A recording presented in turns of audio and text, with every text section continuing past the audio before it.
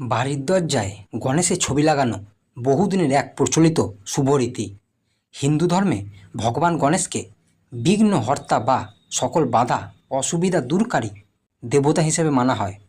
তাই বাড়ির মূল দরজায় তার ছবি লাগানোর সাধারণ বিশ্বাস ও তাৎপর্য আছে।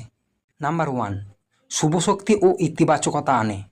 মূল দরজা দিয়ে বাড়িতে ইতিবাচক শক্তি প্রবেশ করে। বিশ্বাস করা দরজায় গণেশের ছবি লাগালে অশুভ শক্তি বা নেতিবাচক এনার্জি বাড়িতে প্রবেশ করতে পারবে না। নাম্বার 2, আর্থিক সমৃদ্ধি ও শান্তি বজায় থাকে। গণেশকে ধনসম্পদ ও সৌভাগ্যের দেবতা হিসেবেও পুজো করা হয়। দরজায় তার ছবি লাগালে সংসারে অর্থনৈতিক উন্নতি ও শান্তি আসে বলে অনেকেই মনে করেন। নাম্বার 3, বাধা বিঘ্ন দূর হয়।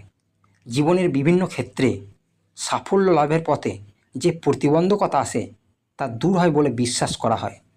নাম্বার 4, অতিথি ও বাইরের লোকের ওপর প্রভাব। অতিথিরা দরজা খুলতেই শুভ প্রতীক দেখতে পান, যা বাড়ির সৌন্দর্য ও আধ্যাত্মিকতা বাড়ায়। কোন দিক মুখ করে লাগানো উচিত?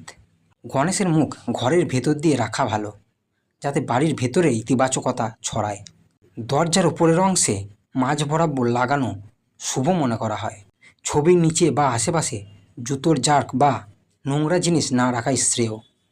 সতর্কতা: দুটি গণেশ মুখোমুখি করে লাগানো উচিত নয়। ফাটা বা ক্ষতিগ্রস্ত ছবি ব্যবহার করা অশুভ ধরা হয়।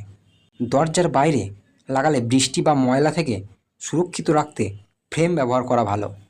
যদি এই তথ্য ভালো লাগে তাহলে ভিডিওটি লাইক করুন, সাবস্ক্রাইব করুন আর বেল আইকন চাপুন, যেন এ ধরনের আরও শুভ টিপস পান।